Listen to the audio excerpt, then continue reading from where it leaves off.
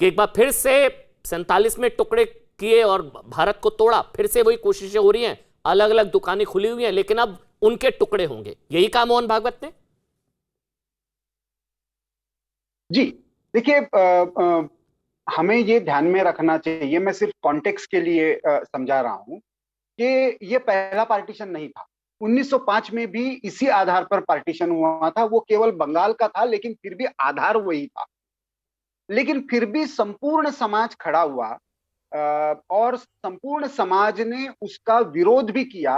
वंग भंग के नाम पर जो आंदोलन चला वो केवल किसी एक समुदाय ने या किसी एक उपासना पद्धति के आधार पर नहीं चला। बंगाल का विभाजन हम उपासना पद्धति के आधार पर नहीं स्वीकार करेंगे, इस मुद्दे पर आंदोलन हुआ। पूरे भारत में हुआ, एक कोने में वैसे बंगाल था, लेकिन फिर भी जो कहते हैं कि भारत में राष्ट्रीयता का कॉन्शियसनेस नहीं था, पूरे भारत ने आंदोलन किया और 6 वर्षों में 1905 का विभाजन जो है वो 1911 में वापस लेना पड़ा। अंग्रेजों को केवल वापस नहीं लेना पड़ा, कलकत्ता से दिल्ली अपनी राजधानी शिफ्ट करनी पड़ी। ये कारण क्या था? और 1946-47 आते आते ऐसा क्या हो गया कि हमने वो विभाजन स्वीकार कर लिया? तो उसके लिए हमको 1920 खास करके खिलाफत के नाम पर जो एक पैन इस्लामिज्म का आइडिया यहां पे लाया गया और उसके आधार पर जो अलगाववाद के बीजारोपण किया गया, उसका इतिहास ठीक से समझना पड़ेगा। महात्मा गांधी जो कह रहे थे कि इस देश के टुकड़े नहीं होंगे, उससे पहले मुझे आपको मेरे इस पर से गुजरना पड़ेगा, वो गांधी जी को भी ये एक्सेप्ट करना पड़ा, क्योंकि हर बार ये दोष दिया गया, क्योंकि उसी बंगाल में इस तरह का एक तरह से नरसंहार चला कि उसके आधार पर कांग्रेस के उस समय के शीर्ष नेतृत्व को लगा कि ये आगे संभालना बहुत मुश्किल हो जाएगा, उससे अच्छा ये स्वीकार कर लो। लेकिन क्या उससे बात बनी?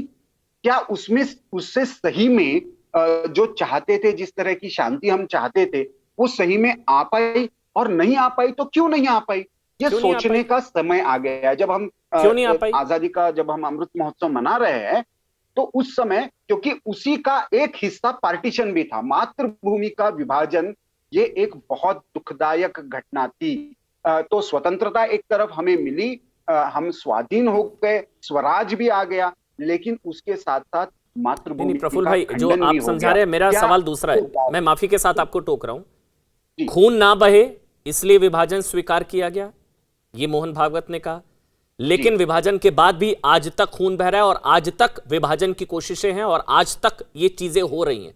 सवाल यह है क्यों? मैं जानना चाह रहा हूं क्यों। उसका कारण यह है कि उसका निदान सही से नहीं हुआ। निदान जो था वो, मतलब उसका निदान, डायग्नोसिस जिसको कहते हैं, उसका डायग्नोसिस ये हुआ कि मान लेंगे किसी एक गुट के दबाव में तो प्रॉब्लम सॉल्व हो जाएगा। नहीं, वो गलत डायग्नोसिस था। इसका कारण यह है कि ये मानसिकता जो है ये कभी खत्म होने वाली नहीं। और आप टुकड़े टुकड़े गैंग की जो बात कर रहे हैं और उसमें जो फोर्सेस है, चाहे वो एक्सट्रीमिस्ट किसी इस्लामिक नाम पर हो, चाहे वो माओइस्ट हो, चाहे वो और किसी नाम पर हो, इनका जो एक मानसिकता है भारत को देखने की, वो कभी भी इस तरह से एक राष्ट्र के रूप में नहीं रही। वो उनको समझाना ये बाकी पूरे समाज का दायित्व बन जाता है। और उसको समझाने के अलग अलग तरीके होते हैं, वो कानूनी भी हो सकते हैं, वो इंटेलेक्चुअल भी हो सकते हैं। अनफॉर्चुनेटली हमने इंटेलेक्चुअली इस तरह से एक्सेप्ट कर लिया कि नहीं ये विभाजन हम स्वीकार कर लेते हैं तो प्रॉब्लम सॉल्व हो जाएंगे। उस वक्त प्रॉब्लम सॉल्व नहीं हुए। उसके देखिए उस वक्त क्या था प्रफुल्ल भाई, उस वक्त तो बह रहा है और एक तरह से उस मानसिकता को हमने स्वीकार कर लिया। वो जो उस मानसिकता के लोग थे वो तो चले गए ना पाकिस्तान। नहीं, एक मिनट सुनिए ना प्रफुल्ल भाई, इसको मैं समझना चाहूंगा भाई, मैं समझना चाहूंगा। जितने भी लोग आज डिबेट देख रहे हैं वो बता रहे हैं, यूट्यूब पे रिकॉर्ड लोग देख रहे हैं, क्योंकि ये वाकई इंटरेस्टिंग है। मैं ये समझना चाहूंगा प्रफुल्ल भाई कि जिन लोगों की मानसिकता थी वो तो चले गए ना 47 में, जिनके लिए धर्म से पहले देश से पहले धर्म था, वो तो चले गए। कोई भारतीय थोड़ी ना है जो अभी भी भारत का विभाजन चाहेगा या टुकड़े टुकड़े चाहेगा। जिनके लिए देश से पहले धर्म था वो गए। ऐसा अमन जी कि टेम्पलेट बन जाता है, एक फॉर्मूला बन जाता है कि किस आधार पर। क्या वो मानसिकता का निदान हुआ क्या? तो जिन्होंने पाकिस्तान के लिए वोट किया वो सारे लोग चले गए थे क्या? सरदार पटेल ने भी अपने भाषण में कलकत्ता में जाकर ये उस समय कहा था।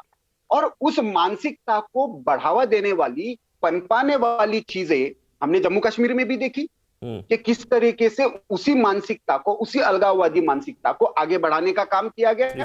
370 के नाम पर और 35A के नाम पर जो फ्रॉड हुआ वो क्या था? उसी मानसिकता का एक्सटेंशन था। और शेख अब्दुल्ला को तो इसका निदान जो है, मैं निदान की बात करता हूं, खारिज करके जिस तरह से दी गई वो उस मानसिकता को आगे पनपाना